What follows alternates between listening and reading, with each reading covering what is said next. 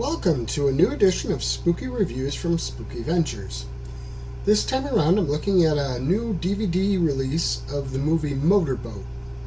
Now this is a movie from the Polonia Brothers, much like Amityville in Space that I recently reviewed.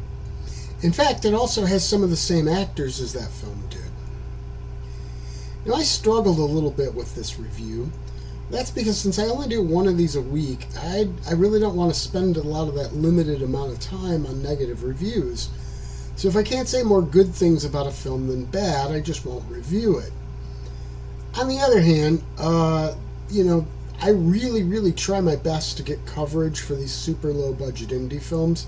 I have a deep respect for the work that goes into these types of projects, so I try to do what I can to support them. So I will do my best to come up with some way to do a positive review.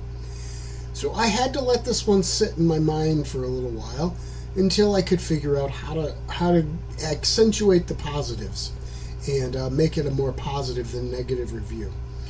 So better late than never here.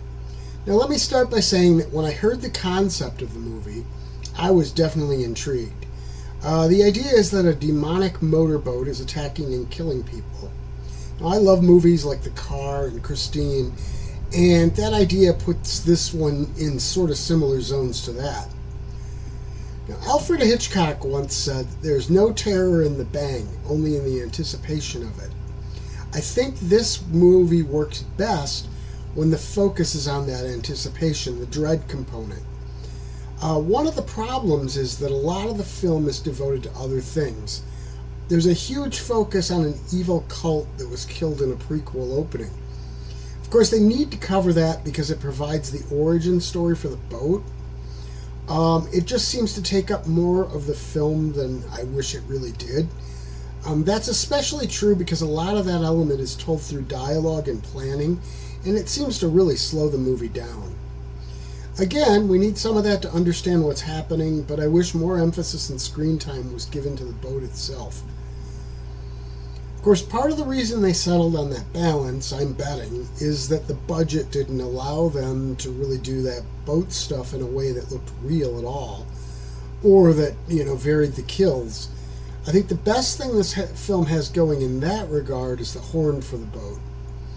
It is loud and it is unsettling, and it reminds me at once of the horns on the trucks in Duel and Jeepers Creepers.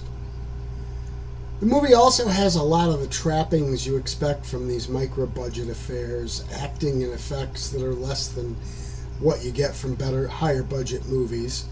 The story works pretty well from a cohesive plotline point of view, though.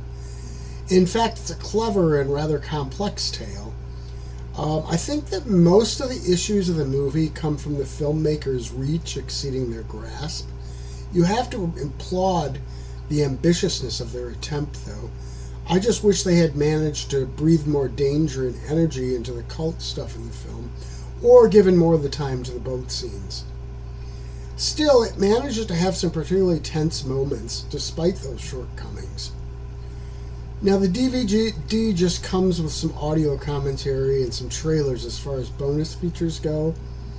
But, this is probably not likely to become one of your favorite scares, but it does have its charms.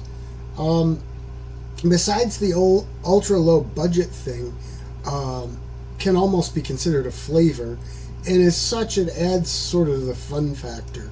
Spooky Ventures is the home for spooky content and spooky merchandise on the web.